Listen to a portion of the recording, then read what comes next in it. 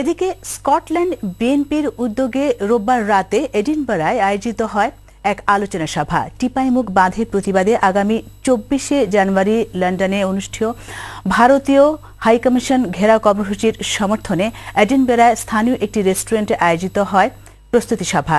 বিএনপির আহ্বায়ক আব্দুর রহিম জাকিরের সভাপতিত্বে এবং এস.এম.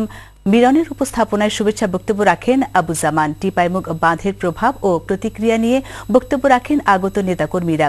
লন্ডনে অনুষ্ঠিত কর্মসূচিতে দল মত নির্বিশেষে সবাইকে যোগ দেওয়ার আহ্বান জানান স্কটল্যান্ড বিএনপির নবনির্বাচিত প্রেসিডেন্ট।